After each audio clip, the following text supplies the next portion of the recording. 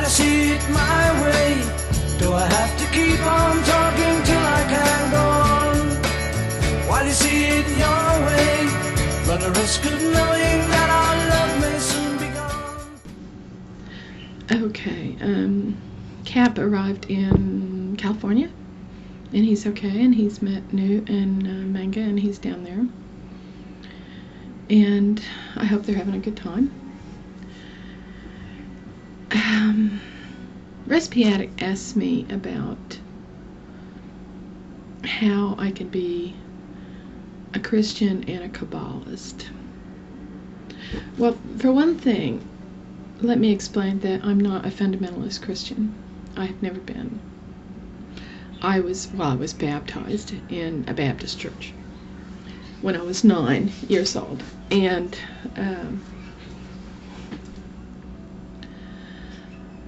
but from then on, for one thing, when I was first baptized and first became enamored, in love, converted to Christianity, I really wanted to know about Jesus Christ.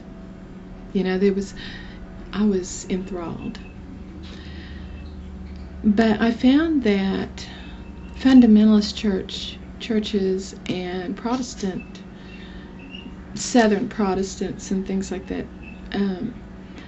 they were more interested in hell, fire, and brimstone kind of teachings, and you're going to go to hell, and talking about the devil. And here I was, you know, a new Christian, really wanting to know about Jesus Christ. But all I was hearing about was, you know, how bad I was, and how, you know, I was going to go to hell in a handbasket, and, you know, and all this fear tactics, basically, you know, for why I should be a Christian, because I should be fearful. Well, the author of fear is not Christ, you know. Christ is Prince of Peace. So, you know, I went around looking for a peaceful kind of Christianity. I didn't understand why some religions, you know, use fear as, you know, for conversion. So,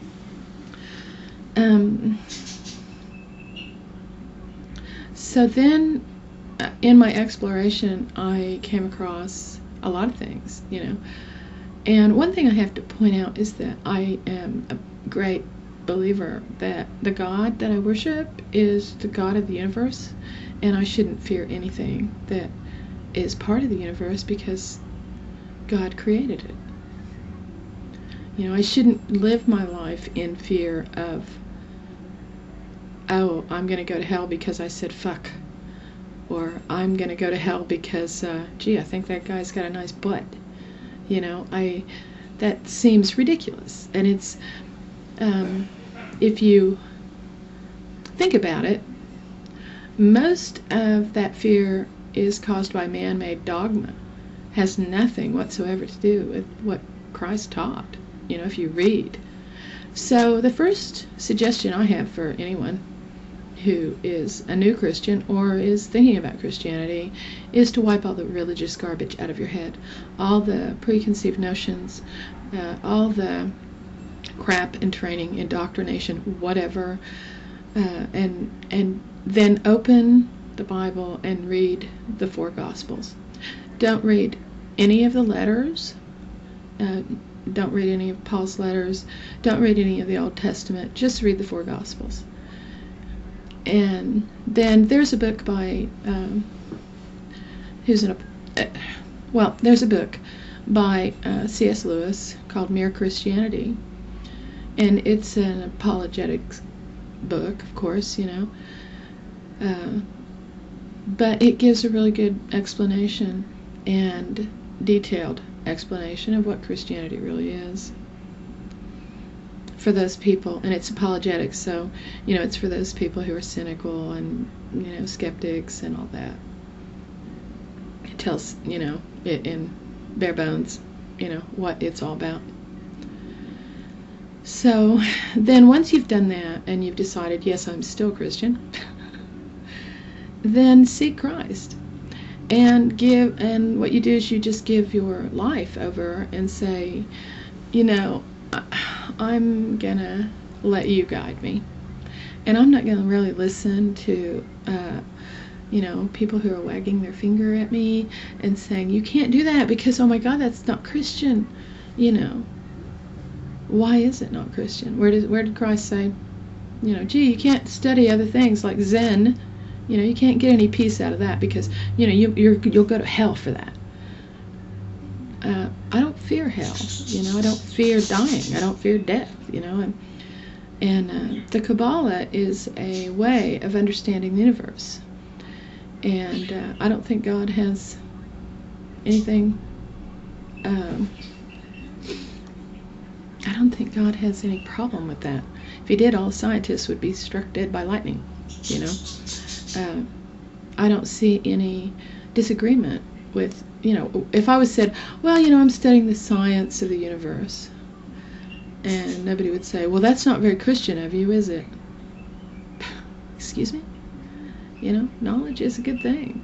God didn't put a brain in your head, for you to just say, well, now that I'm a Christian, I guess I don't have to think no more. That's kind of idiotic, isn't it? I mean, that's stupid. That's ignorant. So I believe that if you allow the Spirit of Christ to lead you, you shouldn't fear wherever you go in that journey, even if it means that you're going to study Satanism for a while, which I did. I didn't practice it, but I studied it, because it was interesting. I studied Wiccan, I studied Zen, I studied Buddhism. Things would plop in my lap, and I find the Kabbalah to be a great way of centering myself, and is a great explanation of how the universe works. And it coincides with mysticism, which is where I finally eventually found myself.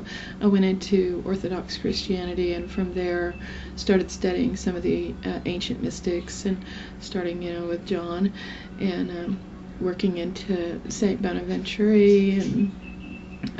or Bonaventure, and Saint John of the Cross, Hildegard of Bingen.